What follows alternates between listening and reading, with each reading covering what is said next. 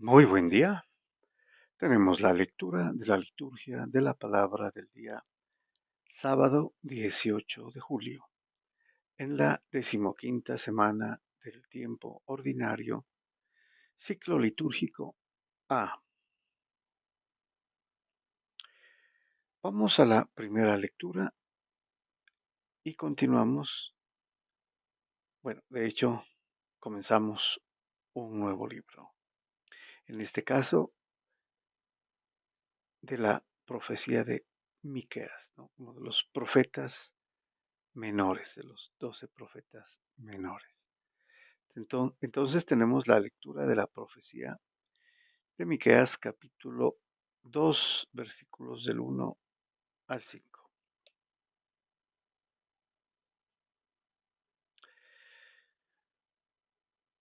Muy bien, estamos entonces en una situación previa a- al castigo, ¿no? que va a poner el Señor al reino del norte y eventualmente también al reino de Judá, ¿no? Ya que el reino de Judá seguirá el ejemplo del reino del norte, o sea, de Israel o Samaria. Nos dice entonces el profeta Miqueas: Ay de los que traman el crimen y planean pérfidas acciones en sus camas. En cuanto apuntan el día, las ejecutan, porque tienen poder. Bien, aquí se refiere obviamente a el valor que tenía para los pueblos tanto del norte como del sur, el reino de Israel, especialmente el que primero caerá, eh, para con las riquezas, el dinero, el poder, especialmente de las clases pudientes o dominantes. Aquí precisamente manifiesta el poder, ¿no? Y el poder que daba la riqueza. Y continúa: desean campos y los roban, casas y se apoderan de ellas. Oprimen al cabeza de familia y a los suyos. Explotan al ciudadano y sus bienes. Bueno, lo que habíamos dicho, ¿no? Constitucionariamente, los humildes, los pobres, la gente del común, ¿no? Eran explotadas, ¿no? Y como lo dice aquí, robaban las casas, los campos, ¿no? De las familias y obviamente quedaban pues en la pobreza, eran oprimidos, ¿no? Y explotados. El pueblo, los pobres, los humildes a los que se refieren las bienaventuranzas, ¿no? Del capítulo quinto de San Mateo, ya en el Evangelio, en el Nuevo Testamento. Bueno, continúa el profeta Miqueas. Por tanto, esto dice el Señor: yo también tramo contra estas gentes un mal del que no podrán apartar el cuello y no andarán con la cabeza alta, pues serán malos tiempos aquellos. O sea que se les terminará la altivez, ¿no? Aquí utiliza la figura de el cuello, ¿no? Dice, no andarán con la cabeza alta y sufrirán las consecuencias de aquellos malos tiempos que vendrán, ¿no? Y todo producto del pecado. Y continúa el profeta Miqueas. Aquel día les dedicarán una sátira, se cantará una elegía que diga, estamos totalmente perdidos, pues se reparte el lote de mi pueblo. ¿Cómo se volverá hacia mí para restituir nuestros campos que ahora están repartiendo? Por ello no tendrás quien te eche a suertes un lote en la asamblea del Señor. Bueno, entonces lo que ellos hacían, pues lo harán los, eh, los enemigos, ¿no? El reino de Asiria, inicialmente con el reino del norte, con el reino de Israel, y luego los babilonios con el reino de Judá, ¿no? Se dividirán sus lotes y no tendrás quien eche a suertes un lote de la asamblea del Señor. O sea, serán expropiados, ¿no? Se les quitará prácticamente todo lo que tienen. Muy bien, y pasamos al Salmo responsorial. Tenemos el Salmo noveno, cuyo responso es, no te olvides de los humildes, Señor. Muy bien, este salmo, precisamente relacionado con lo que leímos del profeta Miqueas, hace relación con eh, el aparente desentendimiento del Señor con los impíos, ¿no? Que inicialmente prosperan, pese a hacer el mal. Y los pobres, los que son explotados, los justos, sufren, ¿no? Que ha sido siempre la pregunta eh, del mal, ¿no? El por qué. Pero como veremos, por lo que nos dice el salmista, es providencia divina. El Señor lo permite hasta cierto punto. Nos dice entonces el salmista, ¿por qué te quedas lejos, Señor, y te escondes en el momento del aprieto? En su soberbia el impío oprime al infeliz y lo enreda en las intrigas que ha tramado. A esto nos referíamos, ¿no? El impío oprime, explota, hace injusticia al pobre, ¿no? Al humilde. Aquí dice al infeliz.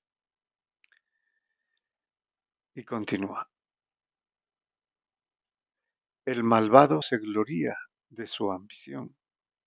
El codicioso blasfema y desprecia al Señor. El malvado dice con insolencia, no hay Dios que me pida cuentas. Bueno, precisamente se ha llegado a eso, ¿no? Eh, Dios permite esto porque hay un bien inherente, ¿no? Y lo va a declarar luego el salmista. Al final, en el juicio final, ¿no? Se revelará la maldad de los impíos y tendrán obviamente su castigo, ¿no? Y los pobres, los humildes, los que fueron explotados, tendrán su recompensa. A pesar de que en el Antiguo Testamento siempre se hablará de lo que vayan a conseguir en su vida, ¿no? En terrestre. Y continúa. Su boca está llena de maldiciones, de engaños y de fraudes. Su lengua encubre maldad y opresión. en el zaguán se sienta al acecho para matar a escondidas al inocente. Bueno, nuevamente, ¿no? Otro ejemplo más de injusticia, ¿sí? Por parte de los impíos o de los injustos, que están acechando eh, para no solamente robar, ¿no? Sino matar al inocente y apropiarse de sus posesiones. Y termina, pero tú ves las penas y los trabajos, tú miras y los tomas en tus manos. A ti se encomienda el pobre, tú socorres al huérfano. Bueno, esta es una eh, referencia a lo que pide, ¿no? El salmista. Pide al Señor, ¿no? Él es el justo, Él es el que va a dar el castigo o la recompensa, que plenamente será ya en la era mesiánica, ¿no? Ya con el Nuevo Testamento, la nueva alianza, el Evangelio, ¿no? El anuncio del reino y el Mesías. Muy bien, y pasamos al Evangelio. Tenemos la lectura del Santo Evangelio según San Mateo, capítulo 12, versículos del 14 al 21. Nos dice San Mateo: en aquel tiempo, al salir de la sinagoga, los fariseos planearon el modo de acabar con Jesús. Pero Jesús se enteró, se marchó de allí y muchos lo siguieron. Bueno, los fariseos eh, siempre estaban planeando cómo hacerlo caer, ¿no? Con sus preguntas tendenciosas eh, para ponerle trampa, ¿no? Pero el Señor siempre les respondió eh, inteligentemente, sabiamente. Y por eso Él sale, ¿no? Se va a otra parte.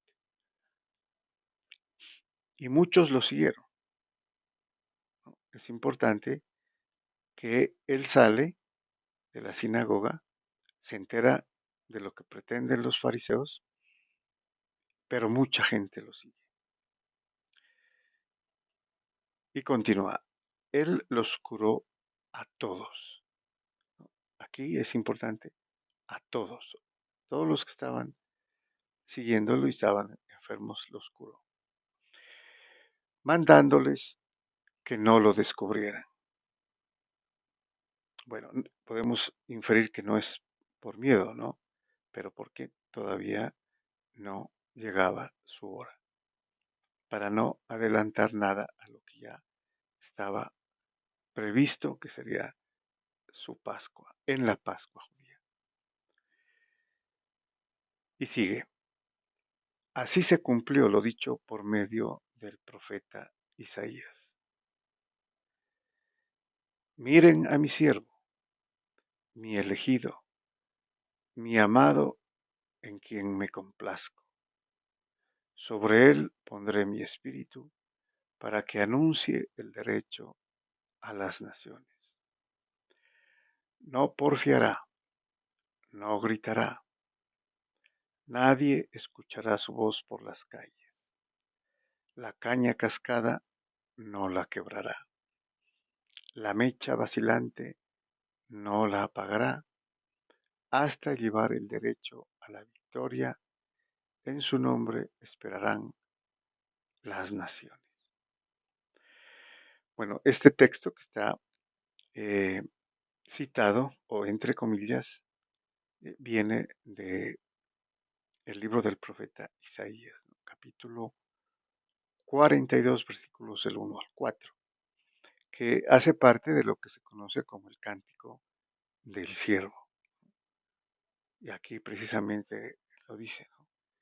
Miren a mi siervo, mi elegido, mi amado en quien me complazco, que es quien, o sea, es referencia directa al Mesías, ¿no? Que va a hacer la voluntad de Dios, va a obtener la redención de la humanidad, ¿no?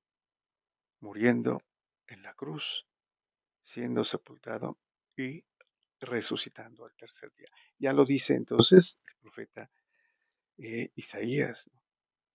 700 y pico años antes de Cristo. No porfiará, no gritará. El Señor no hizo escándalo, ¿no? No estuvo en las plazas como un político, estuvo con la gente, en los caminos, ¿no? En los campos, en la orilla del, del lago, en las casas, en las sinagogas, donde explicaba y hacía conocer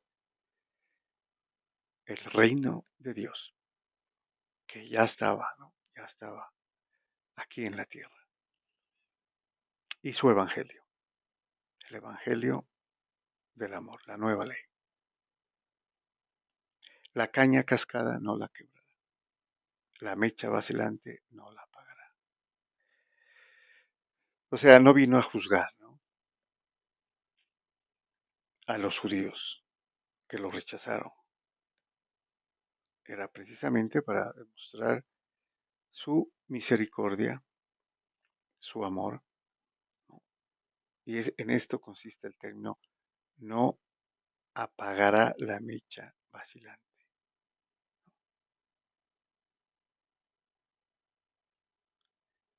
hasta llevar el derecho a la victoria, o sea, la justicia, a la victoria, ¿no?